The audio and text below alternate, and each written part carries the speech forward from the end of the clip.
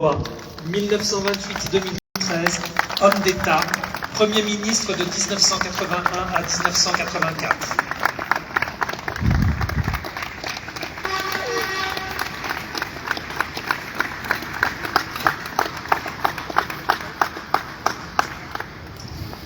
Mesdames, Messieurs, notre cérémonie d'inauguration officielle de la rue Pierre-Mauroy est à présent terminée. Nous vous remercions très sincèrement de votre présence aujourd'hui.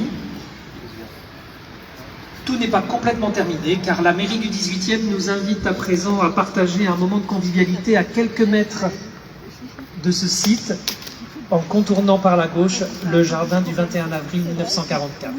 Merci à toutes et tous et très belle journée à vous. Je ne vais pas vous mentir. Vous savez ce qui se passe? Ah oui. Oui, mais franchement, comment on peut venir faire de l'inauguration, être fier d'appartements vides? Oui, le fait de filmer, je parle avec monsieur. Je prends le bah ouais, mais il m'a demandé de le filmer. On a des questions à poser là. On a François Hollande, on a tout le monde, on a des questions à poser. Là, c'est quand même. demandé de le filmer. Ah, mais il n'y a pas de souci.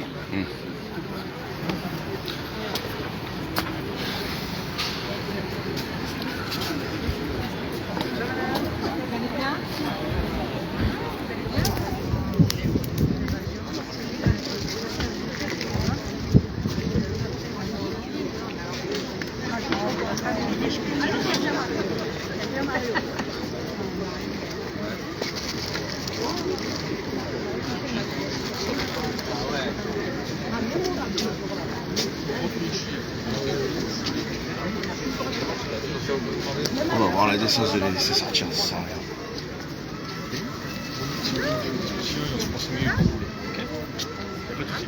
Il y a quand même monsieur Norman. Norman, on lui a remis un dossier. Franchement, non. On est traité comme des morts. Vous savez que mon association, mon équipe, on est les seuls à avoir sauvé des millions. Est-ce qu'on a été respecté? On est intervenu pendant la période des Gilets jaunes pour éviter que certains jeunes viennent tout casser. Est-ce qu'on a été respecté? Moi, je dois rien à la mairie de Paris. La mairie de Paris me doit. Et la mairie de Paris, comment elle nous remercie? 2 ans de mépris, 2 ans à n'en avoir rien à foutre, en particulier pendant la crise sanitaire. Et là, tous les toxicos qui étaient à la Villette, ils reviennent ici. En plus, on se tape les hôtels sociaux, on se tape les installations spécialisées. Non mais sérieusement, moi j'aimerais savoir, est-ce que j'ai une cuisine de crack chez moi? Est-ce que je vends du crack? Est-ce que nécessairement ma femme, quand elle prend le métro, faut qu'elle ait peur? Ou est-ce que... non, moi c'est ça que j'aimerais savoir. On avait déjà échangé avec le sujet sur... Mais depuis, regardez, ça s'est empiré. Laissez-moi juste... Ça s'est empiré. Laissez-moi juste terminer, s'il vous plaît. Sur le sujet, monsieur. Nous, on a rencontré avec le maire de Pierre le préfet de police. Vous allez bien, monsieur Vaillant? Et on lui a soulevé... Laissez-moi terminer, s'il vous plaît. Vous me laissez terminer. On lui a indiqué, et avec la maire de Paris entière, le même discours, c'est-à-dire qu'on a 2 besoins. Un, de répression sur le trafic de crack. Aujourd'hui, on a, sur les consommateurs de crack, on a aujourd'hui plus de difficultés à s'alimenter en crack parce qu'il y a eu de nombreuses arrestations. Ça, la police nationale fait un travail. Qu'ils font. Et il y a des cuisines précaires partout. Oui, parce qu'en effet, c'est plus facile de reconstituer les filières pour consommer du crack, de production de crack sur d'autres. C'est ça la difficulté qu'on a sur le crack. En parallèle, nous, on fait le travail, et c'est pour ça qu'on continue à mettre la pression à la fois sur l'État, sur l'ARS, sur les politiques de santé. L'ARS, à part soutenir Gaïa, c'est Gaïa et Aurore là qui se tapent toutes les subventions pour faire que de la merde et prévenir les toxicos et les dealers. Quand il y a eu une opération de police, il y a eu quand même obstruction à une opération de police. Des deux choses, monsieur. Là, vous parlez d'évacuation à la chapelle. C'est pas la même chose. C'est pas des personnes consommatrices de crack. On fait rien. C'est 10 choses. ans de travail là aujourd'hui. Vous savez que le nombre qu'on a, c'est 10 ans de travail. On met pas les moyens, on fait rien du tout. On snob. Il y a que du copinage, du clientélisme. C'est toujours les mêmes qui ont les subventions. C'est toujours les mêmes qui cultivent ce truc à distribuer. Des millions d'euros pour distribuer des pipes à crack et des seringues et faire du lien social. Quand vous parlez avec des toxicos, ils n'ont même pas leur papier, ils n'ont même pas leur minimum social. Comment on fait? Aujourd'hui, vous prenez par exemple le sujet de l'héroïne. Vous prenez par exemple il y a 10-15 ans, dans les rues du 18e, on trouvait des seringues partout. Les agents de la propreté ramassaient... Allez à la place de Torcy. Justement, on ramassait entre 6 à 8 000 seringues d'héroïne à l'époque. Aujourd'hui, on en ramasse quasiment plus. Donc le travail qu'on a réussi à faire sur l'héroïne, aujourd'hui, il faut le faire la même chose. Vous avez Safe et Gaïa qui font aussi tout un ramassage des Les associations font un travail formidable, il est extrêmement dur. Moi je suis hyper admiratif du travail des travailleurs sociaux. Est-ce que vous avez un hôtel social en face de chez vous? Ça m'étonne. Non, moi oui, hôtel de Torcy. Il y a du recel de crack, il y a de la prostitution. J'ai failli me faire éborgner par un des dealers. Donc non, c'est bien beau. Là franchement, là maintenant, il faudrait peut-être que tout le monde prenne ses responsabilités parce qu'on ne peut pas se permettre d'inaugurer un bâtiment ici quand de l'autre côté c'est la merde. On vient nous parler J'ai vu Michel Gomez. C'est nous qui allons disparaître, c'est nous, on va disparaître, c'est nous qui allons disparaître. Vous allez rien disparaître. Si, on va disparaître parce qu'au final, en fait, on va tellement pousser, on va tellement nous pourrir la vie, qu'au bout d'un moment, ce qui va se passer, c'est qu'on va se casser. Il y aura une belle gentrification qui va arranger. Monsieur Hollande, oui, les résultats de l'accompagnement à la consommation. Vous envoyez les résultats, nous ici, nous on vit dans la merde. Non mais regardez dans quoi on vit. La salle de shoot, qu'est-ce que ça nous a apporté? Et Marisol Tourelle, vous avez accompagné ce projet. Nous aujourd'hui, c'est jour et nuit, on vit tous les jours avec des toxicomanes. On vit tous les jours dans le risque. Et quand on veut proposer des actions associatives, c'est uniquement que le clientélisme et le copinage. À partir de quand on va respecter les vrais acteurs de terrain? À partir de quand on va respecter les gens qui subissent? Hein? J'ai parlé avec les élus, c'est que du mépris, j'envoie des messages sur WhatsApp. C'est pas une fois, c'est pas deux fois, c'est pas trois fois. Franchement, j'ai pas le moment. Non, mais c'est pas le moment, mais nous on dort pas, nous on dort pas. Vous pouvez parler aux élus. Nous on dort pas. Non mais monsieur, il faut prendre les conséquences de vos décisions. Des décisions que vous avez eues de 2012 à 2017. C'était des bonnes décisions. Non, regardez les chiffres de l'OFDT, monsieur. Regardez les chiffres de l'OFDT. Il faut pas suivre votre bien, monsieur Hollande. Si. Non, c'est pas de la mauvaise foi, c'est la réalité. Venez passer une nuit ici. Monsieur Hollande, je vous invite chez moi, venez passer une nuit ici. Je vous invite. Venez. Monsieur. Sur vos points de continuer d'habitude la parole, on vous propose qu'on prenne le temps pour conclure 100% sur le sujet. Vous avez dit qu'on puisse se rencontrer en fonction de vous souhaitez, vous avez mes coordonnées. Mais si vous laissez. Mais non, mais vous avez mon adresse mail, je vous l'ai donné plein de fois, vous ne jamais les rendez-vous, monsieur. Donc on continue d'invectiver un peu. Non, j'investis pas, je pose des questions. Est-ce que vous m'avez vu insulter? Non. Il y avait Le mec ici, dont tout le monde a peur, il va me dire caméra, c'est moi qui ai Nicolas. Je suis pas là pour les Nicolas. Je suis vraiment quelqu'un d'apaisé et tranquille. Aujourd'hui, la grande époque aujourd'hui, c'est parce qu'on a essayé de faire un nouveau quartier, la chapelle à la pour à la fois apporter de la mixité sociale, des bureaux, etc. et pour améliorer la vie des habitants du quartier. Comment vous allez améliorer quand aujourd'hui on a enquisté les dealers et les toxiques ici? On les a enquistés, ça y est, c'est fini. Non, c'est pas le boulot de la mairie de Paris, on n'a rien fait. Ça, je peux vous le dire que ce soit la mairie de Paris, le maire du 18e, et même quand on parlait. Voyez-moi, moi je suis le plus apaisé des interlocuteurs. Il y a des gens, ils sont énervés. Moi, je trouve que les habitants du quartier tous les jours. Ne vous inquiétez pas, les habitants de juste avant de Valérie, qui étaient encore avec des habitants de Charnier, ou encore des quarts d'heure avant, avec des habitants par la chapelle. On n'en connaît pas, et évidemment, nous sommes agacés par la situation, et on est aussi, notre boulot, c'est que le porte-voix des habitants du quartier, de la préfecture de police, et le maire du 18e a également touché le ministère de l'Intérieur et le ministère de la Santé sur la question. Donc on se bouge dans la matière, et on est évidemment pas satisfait de la situation à l'heure actuelle. Évidemment qu'il y a eu des reports sur les consommateurs qui étaient à la porte de la glace, ou à l'après-midi qu'il y a eu l'accord de Comment ça se fait que Gaïa a installé un local en dessous du périph'? Alors ça s'appelle la salle de repos. C'est pas un espace de consommation de crack. Non, mais il faut pas préciser. C'est un espace qui avait été créé lorsqu'il y avait la colline du crack à Porte de la Chapelle. Et à la fois là, c'est pas Gaïa, c'est Thibaut et Aurore qui sont sur place, qui font un super boulot auprès de consommateurs. Il est temporaire, il est amené à bouger, il est amené à évoluer. Mais en fait, je vous dis juste un exemple. Les consommateurs de crack. Vous connaissez la différence entre un, quand ils sont pris en charge, dans quel état ils sont, et deux, quand ils sont pas en charge. Est-ce que vous saviez que Dabia consommait du crack? Dabia était SDF, elle consommait du crack. Est-ce que vous saviez? Dabia, c'est la petite de Lola, c'est ça? Non, là, ouais, c'est. Est-ce que vous saviez, oui ou non? Vous saviez, oui ou non? elle consommait du crack. On a des témoignages. Il y a des gens qui connaissaient sa famille. Elle est partie en totale dérive. Elle consommait du crack. Le crack, qu'est-ce que ça cause? Le crack, c'est la drogue. C'est une drogue de merde. Donc ça, c'est pour ça qu'on essaye de combattre ça au maximum. Mais comment on peut combattre si on distribue constamment des pipes à crack avec Yaya et Aurore? Et leur seul truc, c'est ça. Non, c'est pas ce truc. Est-ce que c'est normal? Est-ce que vous les connaissez? Est-ce que vous seriez pour qu'on aille visiter ensemble, par exemple, la salle de repos à Paris chaque année? On prend, vous venez et on va la visiter, mais après. Mais pour que vous compreniez un peu le travail. Je connais José Mato, je connais Avril, il n'y a pas de souci. Mais je connais leur truc. Mais comme ça, il est d'accord avec le travail, mais justement qu'on vienne d'accord. Parce que moi, je comprends que vous soyez insatisfait de la situation, mais que vous venez avec nous et on va visiter ensemble. Et on va voir le travail ensemble. Vous avez mes coordonnées, on convient, on échange autant de fois que vous voulez. Et moi, je serais bien que vous ayez. Non, moi, un mail, on le fera. Et qu'on aille visiter ensemble. Ok? Mais ça ne changera rien. Ça ne changera rien. C'est pas ça qui va faire baisser le nombre de toxicos, le nombre de dealers, et surtout l'insécurité aujourd'hui qui est en total freestyle ici. Aujourd'hui qu'il y a une présence sur les stations de et on n'a pas assez. Là aujourd'hui on a tout concentré sur Porte de la Villette. Et aujourd'hui, nous, ce qu'on aurait voulu, c'était une solidarité interquartier. Et on a vu vraiment que Madame Hidalgo, elle était avec nous à la dernière réunion là, du 30 août 2021. Aujourd'hui, quand vous avez par exemple la mobilisation de la police municipale qui passe quotidiennement ici sur les cas. Ils sont pas formés, ils sont pas équipés pour ça. Vous pouvez pas dire que ça suffit pas et en même temps dire qu'il n'y a rien n'est fait.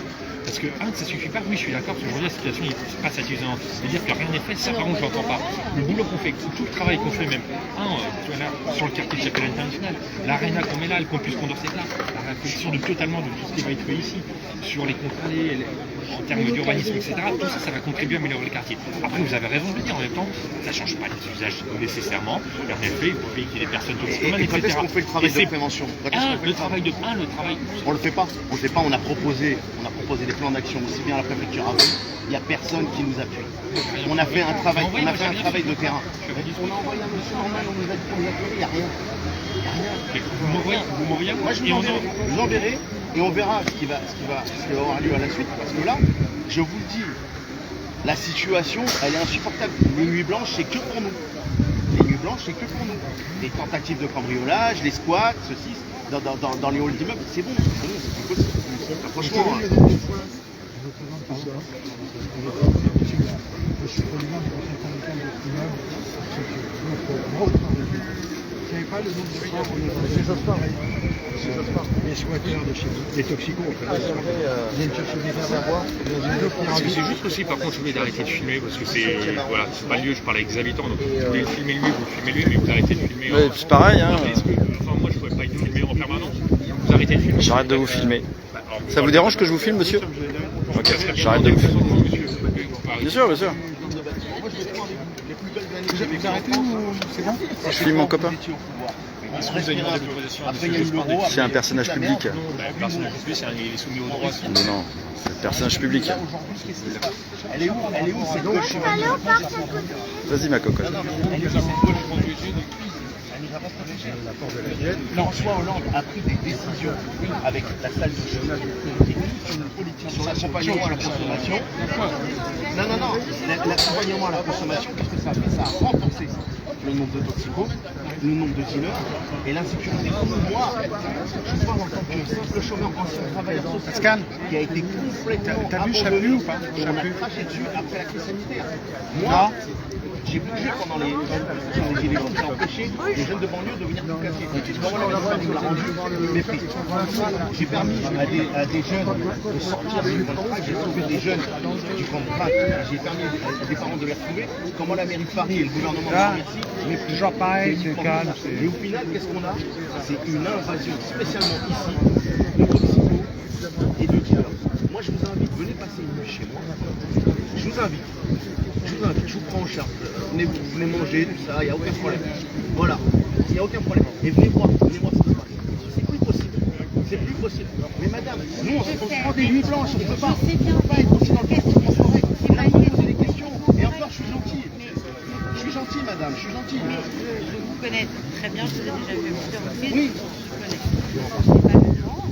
Enfin, on prend le temps de discuter avec vous. J'ai essayé d'assumer les responsabilités que je voulais, mais...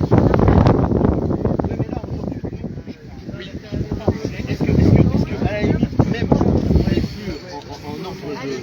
politiques, vous avez toute fonction, au moins venir nous écouter, observer et voir les résultats et la défaite de certaines décisions. Et le fait que même en premier, on va dire même en premier, le gouvernement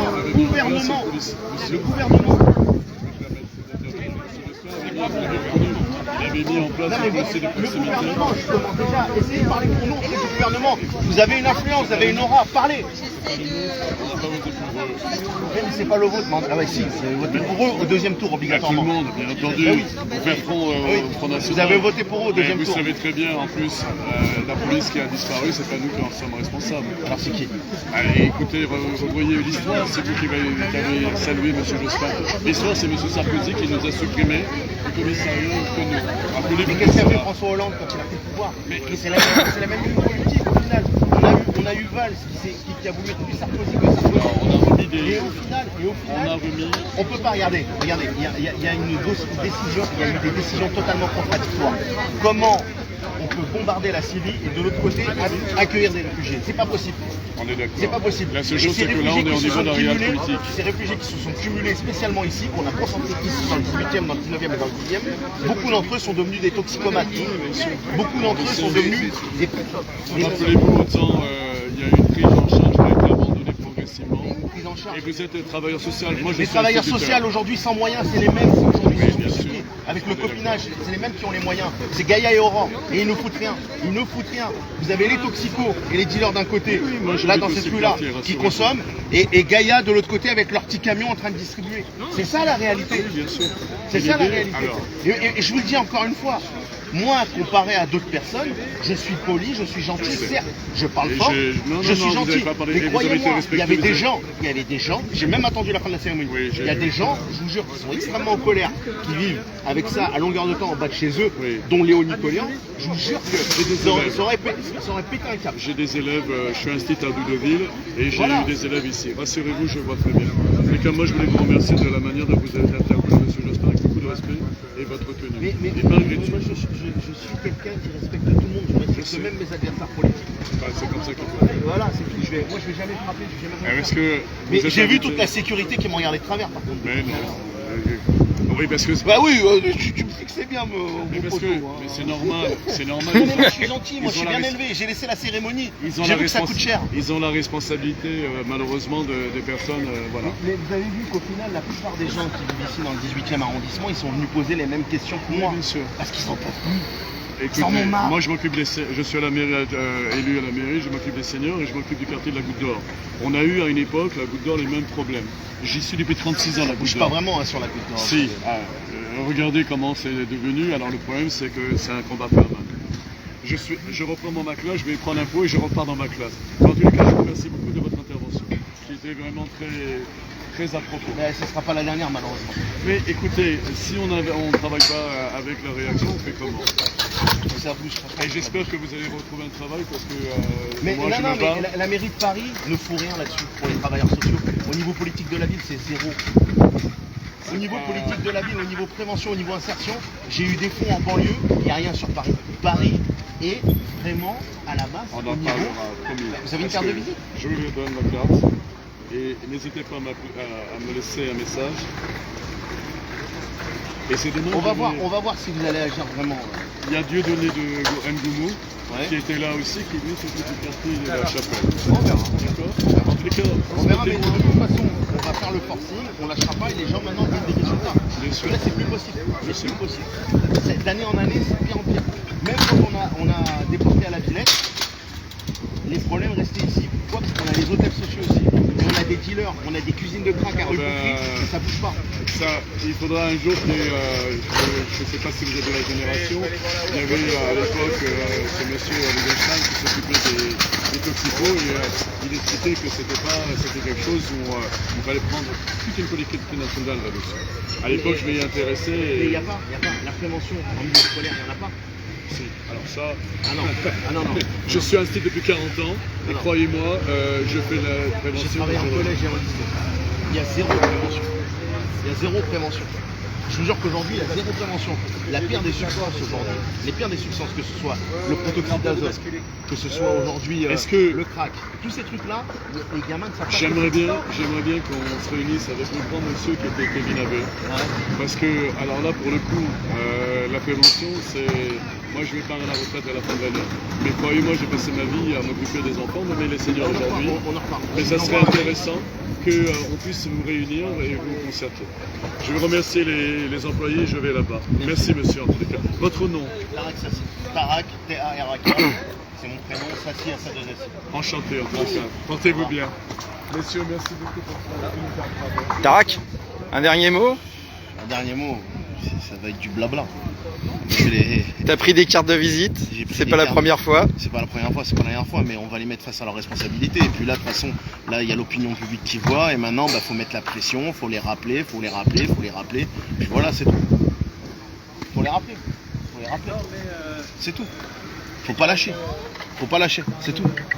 Faut les harceler. Bonjour à toi Derek, Voilà. je sais pas si tu m'entends. C'est les colères des... C'est Ismira de Vécu. Oui, je t'entends, oui. On t'a un petit peu vu donc te confronter aux politiques. Est-ce que tu peux nous expliquer un petit peu sur quoi tu milites, ton organisation? Est-ce que tu es un habitant? Est-ce que t'es une Moi, je suis fondateur du collectif Paris Anti-Crack et fondateur du collectif 93 Anti-Crack, mais pas celui qui a été usurpé par les communistes et le maire Bertrand Kern à des profits politiques. Et je suis aussi le fondateur de l'association La Remontée Méditerranée Link. Méditerranée Link, ce qu'elle a de spécial, c'est que on veut travailler sur la prévention contre l'immigration clandestine, parce que l'immigration clandestine, au-delà des problèmes que ça peut créer en France, c'est surtout une perte dans les pays d'origine, et c'est des mères qui pleurent leurs gamins quand ils meurent à la mer, ou quand ils meurent tout simplement ici, que ce soit de froid, de toxicomanie et autres. Et donc maintenant, il faut faire ce travail humain par rapport à eux. Après la remontée, on fait un travail de prévention, d'insertion et de médiation. Et nous, ce qu'on veut, c'est mettre les pouvoirs publics et les élus locaux face à leurs responsabilités. Donc c'est pas la première fois que j'harcèle, c'est pas la première fois que je parle.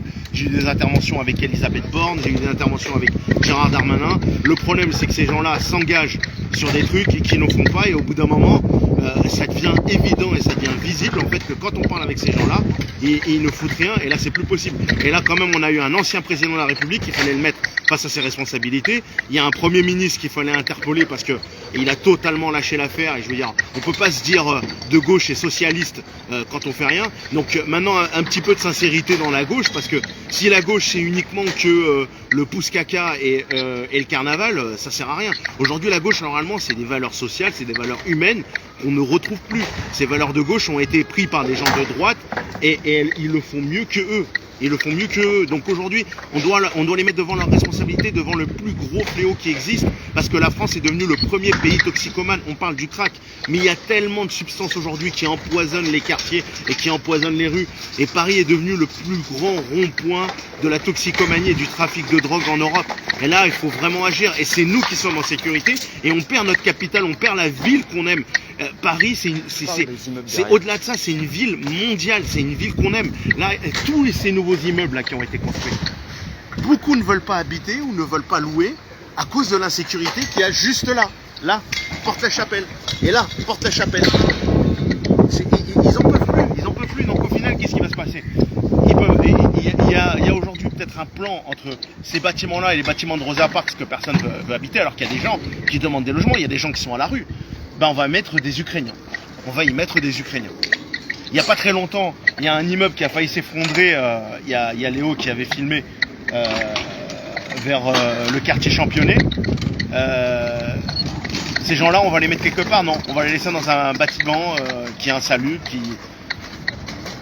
En fait, on ne comprend pas. En fait, on est là, on fait de la gentrification idiote, comme on essaie de le faire aussi à Porte de la Villette, parce que la finalité de ce qui s'est passé à Porte de la Villette, c'est un plan de gentrification. Et les personnes qui habitent ici, les personnes qui ont subi depuis 40, 50 ans, qui ont toujours été là, qui sont précaires ou qui vivent à peine avec 1500 ou 1200 euros, on va les dégager, parce qu'aujourd'hui le minimum pour pouvoir vivre dans Paris c'est 3000 euros. Et là il y a vraiment une dimension américaine et ultra-libérale qui s'installe de plus en plus en France, et ce côté bien vivre qu'on avait en France, il va disparaître. Et on y rajoute aujourd'hui l'ultra-violence, la toxicomanie et la profusion de toutes ces substances stupéfiantes qui sont extrêmement fortes. On est dans la merde, on est dans la merde. Et ce qui se passe à Paris, ce n'est pas unique à Paris. On peut citer Bordeaux, on peut citer Alençon, on peut citer de nombreuses villes et villages de France où aujourd'hui la toxicomanie, ça ronge le quotidien des gens et ça détruit des vies. Et au final, qu'est-ce qui se passe? Certains de ces toxicomanes, quand ils ont du mal à consommer, ils remontent ici sur Paris. Beaucoup des toxicos qu'on a ici, des fois même mineurs, ils viennent de province. Ils viennent de province. Donc, ce qui se passe à Paris concerne toute la France. Ça ne concerne pas uniquement que les Parisiens, ça concerne toute la France.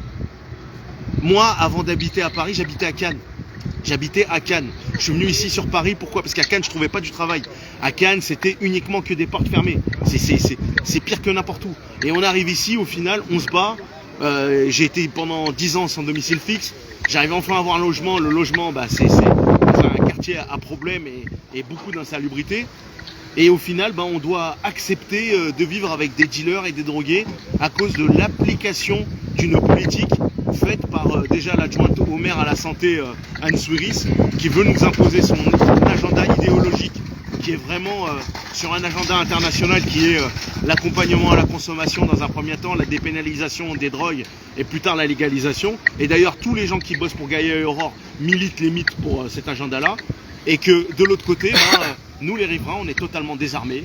Et on voit en fait non seulement la violence, le risque de cambriolage, les menaces de mort ou les tentatives de meurtre que j'ai failli subir, et les substances qui se baladent tout autour et qui peuvent menacer nos enfants. Il n'y a pas d'enfants en sécurité. Là je dis ça, il y a Lionel direct qui regarde son gosse. Et il a raison parce qu'aujourd'hui il y a des prédateurs qui attaquent dans les réseaux sociaux. Cette prévention, j'en parlais, il n'y a pas de prévention. Si on aurait de la prévention, on parlerait du fléau qu'il y a au niveau des réseaux sociaux. On fait aucune prévention, on fait zéro prévention. Les gamins sont happés dans les réseaux sociaux, ils tombent dans des réseaux de drogue, et puis après, ils finissent violés, prostitués, des grands toxicomanes, et je vous raconte même pas le travail qu'ils font. Et quand on arrive à les sauver à temps, ces mineurs, là ça marche. Quand on n'arrive pas à les sauver, c'est le dégât.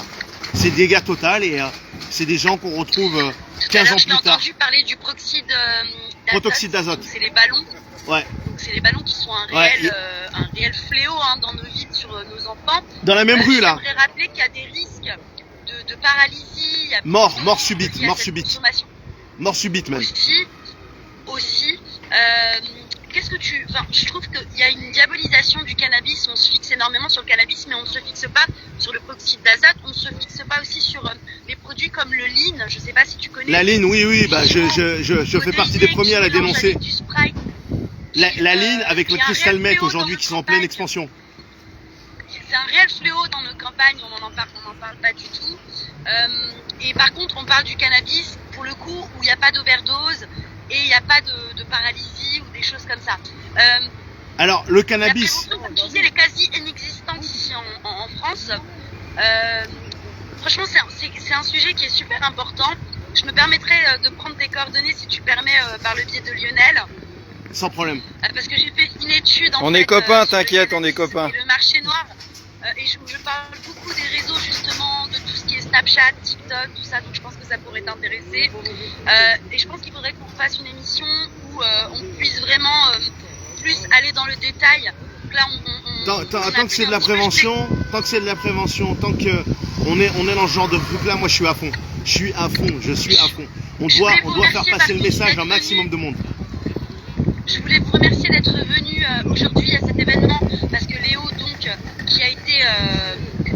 je suis au courant, ouais, je suis au courant, j'étais avec sa mère, ouais. J'étais avec sa mère.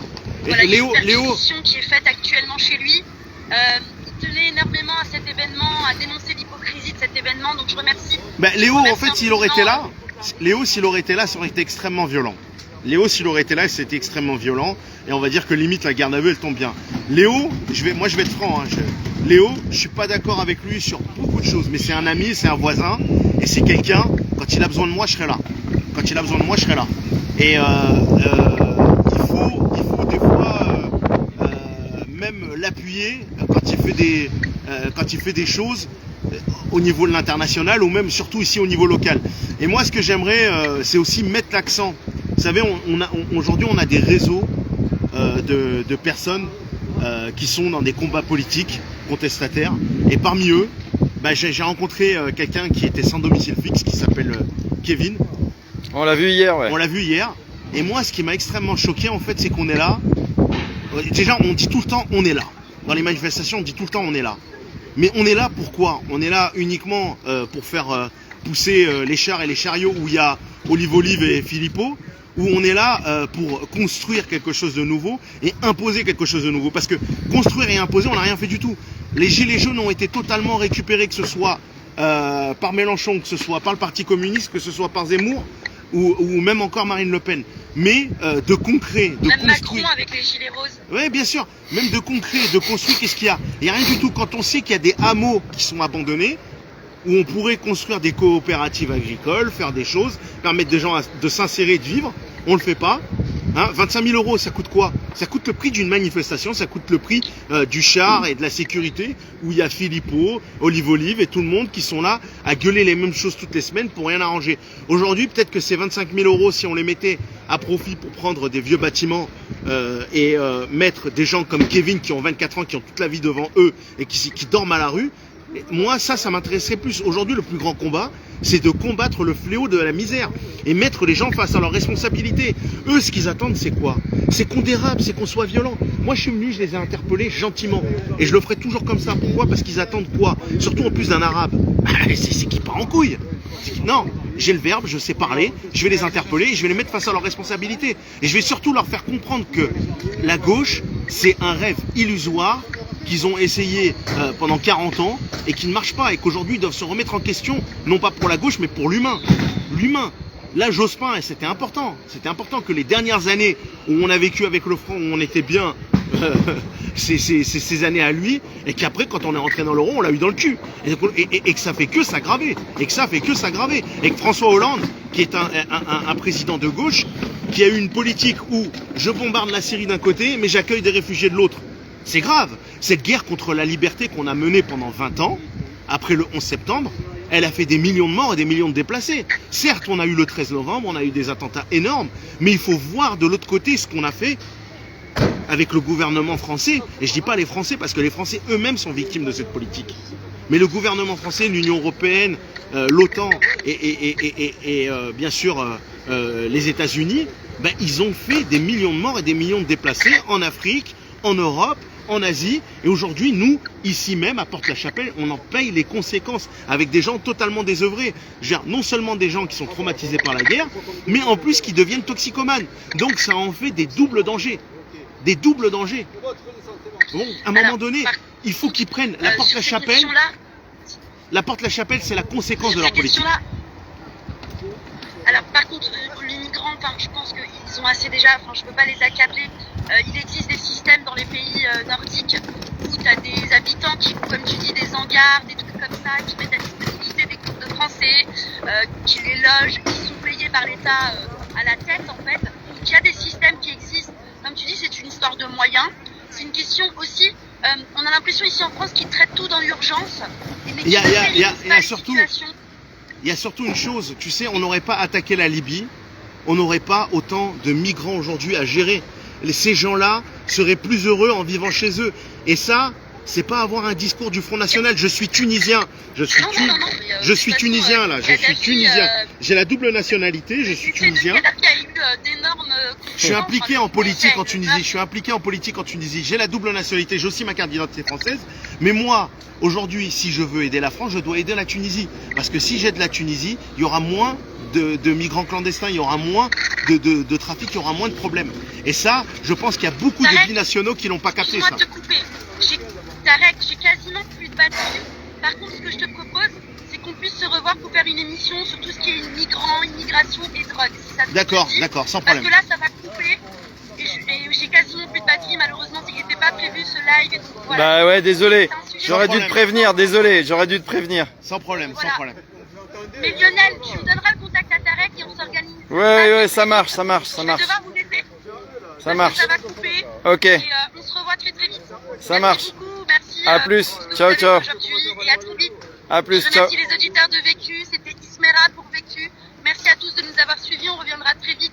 Avec Merci à vous tous, au revoir. Sujet immigration, migration et les drogues dans nos rues de Paris. À très vite, à bientôt, merci à tous de nous avoir suivis. Merci, Salut, merci. ciao. Salut. C'est bien parce qu'on dirait que